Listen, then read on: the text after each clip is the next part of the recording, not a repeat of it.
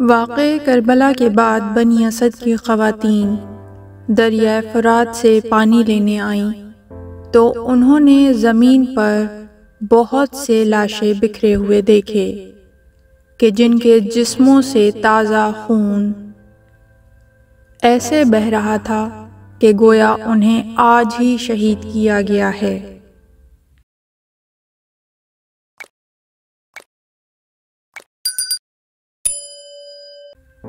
خواتین یہ منظر دیکھ کر روتی ہوئی واپس اپنے قبیلے والوں کے پاس گئیں اور ان سے کہا، تم یہاں اپنے گھروں میں بیٹھے ہو اور رسول خدا کے بیٹے امام حسین علیہ السلام اور ان کے اہل و عیال اور ساتھیوں کو ریت پہ قربانی کے جانوروں کی طرح ذبح کر دیا گیا ہے۔ جب تم رسول خدا صلی اللہ علیہ وآلہ وسلم، امیر المومنین علی ابن ابی طالب اور سیدہ فاطمۃ الزہرا کی بارگاہ میں حاضر ہوگے تو ان کے سامنے کیا عذر پیش کرو گے؟ اگرچہ تم نے امام حسین علیہ السلام کی مدد و نصرت کا موقع کھو دیا ہے، لیکن ابھی اٹھو اور جا کر ان کے پاک و پاکیزہ لاشوں کو دفن کرو۔ اگر تم نے ان کو دفن نہ کیا تو ہم خواتین جا کر خود ان کے دفن کے کام کو سر انجام دیں گی۔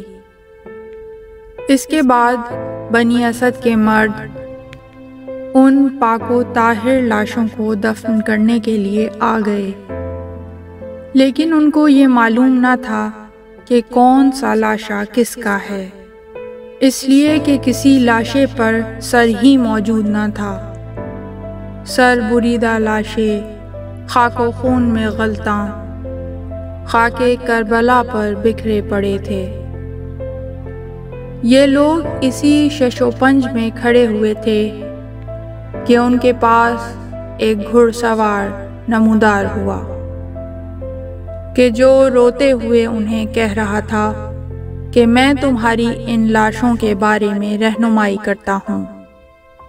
یہ علی ابن الحسین امام زین العابدین علیہ السلام تھے کہ جو اعجاز امامت سے کربلا اپنے بابا کو دفن کرنے کے لیے پہنچے، اس لیے کہ امام کو صرف اور صرف امام ہی دفن کر سکتا ہے۔ سید سجاد مقتولین کے پاس سے گزر کر اپنے بابا امام حسین علیہ السلام کے لاشے کے پاس جا کر رک گئے، پھر بیٹھ کر لاشے کو گلے لگا لیا اور اونچی آواز میں رونا اور لاشے کے بوسے لینے شروع کر دیے اور فرمایا، اے میرے بابا، آپ کے بعد ہمارے قرب و علم بہت طویل ہو گئے ہیں۔ اے بابا، آپ کے بعد ہمارے حزن و ملال بے انتہا ہو گئے ہیں۔ پھر امام زین العابدین علیہ السلام اپنے بابا کی قبر والی جگہ آئے اور وہاں سے تھوڑی سی مٹی اٹھائی تو پہلے سے ایک بنی بنائی قبر ظاہر ہو گئی۔ اس کے بعد امام زین العابدین علیہ السلام نے اپنے بابا کے لاشے کو تنہا ہی قبر میں اتارا۔ امام حسین علیہ السلام کے لاشے کو قبر میں اتارنے میں امام زین العابدین علیہ السلام نے بنی اسد سے مدد نہیں لی اور ان سے فرمایا، میرے ساتھ میرے اس سلسلے میں مدد کرنے والے افراد موجود ہیں۔ امام زین العابدین علیہ السلام نے اپنے بابا کے لاشے کو قبر میں رکھنے کے بعد اپنا رخسار ان کے کٹے ہوئے گلے پر رکھ کر فرمایا، سعادت و خوشبختی ہے اس زمین کے لیے جس نے آپ کے جسم کو اپنے اندر سمویا۔ اے بابا، آپ کے بعد یہ دنیا اندھیری ہو گئی ہے اور آخرت آپ کے ذریعے چمک اٹھی ہے۔ بابا، آپ کے بعد راتیں جاگتے ہوئے گزریں گی اور حزن و غم کبھی ختم نہ ہوگا۔ امام زین العابدین علیہ السلام نے اپنے بابا کو دفن کرنے کے بعد ان کی قبر پر یہ لکھا: هذا قبر الحسین بن علی بن ابی طالب الذی قتلہ وجعنا غریبا۔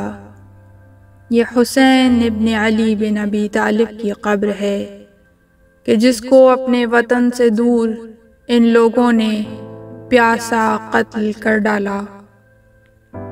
امام حسین علیہ السلام کو دفن کرنے کے بعد امام زین العابدین علیہ السلام اپنے چچا حضرت عباس علمدار کے لاشے کے پاس آئے اور انہیں اس حالت میں دیکھا کہ جس کی وجہ سے آسمان پر ملائکہ بھی تڑپ اٹھے اور جنت کی حوریں بھی نوحہ کنا ہو گئیں۔ امام زین العابدین علیہ السلام اپنے چچا حضرت عباس علمدار کے لاشے پر گر گئے اور کٹے ہوئے گلے کو بوسہ دے کر فرمایا: اے بنی ہاشم کے چاند، تیرے بعد دنیا اندھیر ہو گئی ہے۔ اے شہادت کا درجہ پانے والے، میرا آپ پہ سلام ہو اور خدا کی رحمتیں اور برکتیں آپ پہ نازل ہوں۔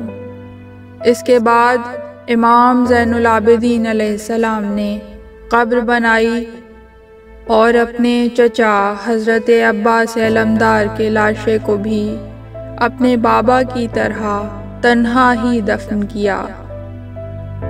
امام زین العابدین علیہ السلام نے اپنے چچا حضرت عباس علمدار کو دفن کرنے کے بعد بنی اسد کو باقی تمام شہداء کی تدفین میں شریک کیا اور ان کو دفنانے کے بعد گھوڑے پر سوار ہوئے تو بنی اسد کے لوگ ان سے چمٹ گئے اور کہنے لگے: آپ کو ان ہستیوں کا واسطہ کہ جن کو آپ نے اپنے ہاتھوں سے دفن کیا ہے، آپ یہ تو بتاتے جائیے آپ ہیں کون؟ تو امام علیہ السلام نے فرمایا: میں اللہ کی طرف سے تم پر حجت ہوں، میں علی ابن الحسین ہوں۔ اس کے بعد امام زین العابدین علیہ السلام جس طرح باعجاز امامت کوفے سے کربلا آئے تھے اسی طرح واپس چلے گئے اور اسیران کربلا کے ساتھ مل گئے۔ خدا کی رحمتیں اور برکتیں نازل ہوں محمد اور آل محمد پر۔ اس طرح کی مزید تحقیقی، علمی اور تاریخی ویڈیوز دیکھنے کے لیے چینل کو سبسکرائب کیجیے اور بیل آئیکن پہ کلک کیجیے۔ ویڈیو کو لائک کریں اور کامنٹس کے ذریعے بتائیے کہ آپ کو ویڈیو کیسی لگی۔ اگلی ویڈیو تک کے لیے خدا نگہدار۔